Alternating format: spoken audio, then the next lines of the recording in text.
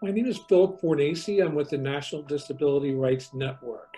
Over the last month, as we all know, there's been a national emergency around the spread of COVID-19 infection. Federal, state, and local officials have closed restaurants, limited travel, closed businesses. Many people are unemployed. But what about people who are in jails or prisons or detention centers? What can they do? What are their risks? Today, I'd like to introduce you to Talib Shakir, who's a Washington, D.C. resident who's recently won his freedom on parole, to talk to us about what life is like inside. Talib, we hear a lot about overcrowded prisons and tight conditions. This is scary when we talk about COVID-19 and its spread. Tell us a little bit about prison conditions and overcrowding. Is social distancing even possible? No, it's almost next to impossible in terms of the way that we've been instructed to socially distance ourselves from one another. The prison population is, especially in all levels, state, federal, local, a very overcrowded, dormitory style set. People live on top of each other.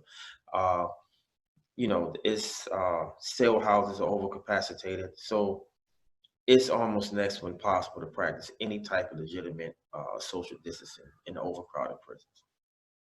And what about trying to get medical care, even without this COVID-19 situation? What was it like to get medical care if you were sick or you just had an injury or you have a disability in prison? There's a process. So the process requires a person get up early, real early in the morning, somehow make it to some type of sick call on a waiting list. It's almost like an emergency room type setting, and it's also discouraging the way the process is set up. It becomes discouraging. Then there's also a lack of proper and adequate medical attention, medical care. So, the strongest thing or the recommendation for most doctors is take an aspirin, take a Motrin, get some rest. That's not real helpful. No.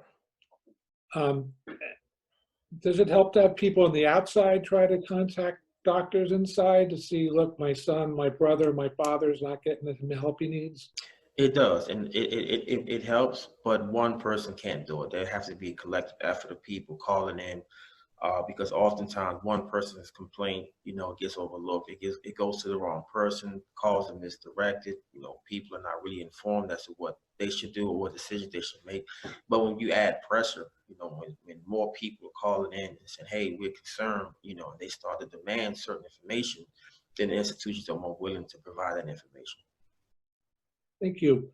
And a lot of organizations and lawyers have filed lawsuits to try to reduce the prison and jail population around the country in the face of this. Do you think that makes sense? It definitely makes sense. One of the things that we've heard is that a lot of staff members are not coming to work. And so what happens essentially is that when they don't have enough staff to man the prison, then they lock the inmates up, put them inside the cells, and they avoid on reduced diets. They eat bologna and cheese, peanut butter and jelly, cheese and crackers. This is what the diet consists of. So the only way that you can effectively deal with that issue is you have to let people out. You have to reduce the prison population. And then take care of them when they come out.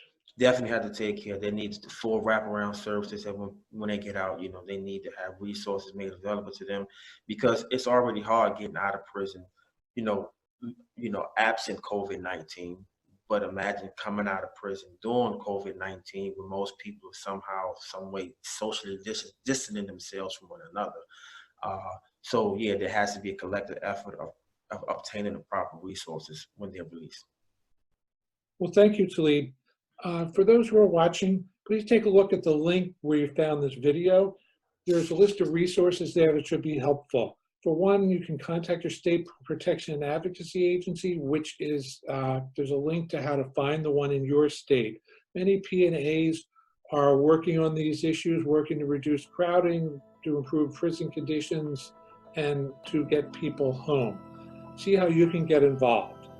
You can also look at the other resources to find out what exactly the situation is in your local jurisdiction and see what maybe you can do to help. Thank you so much, Talib. All right. Thank you very much, Phil.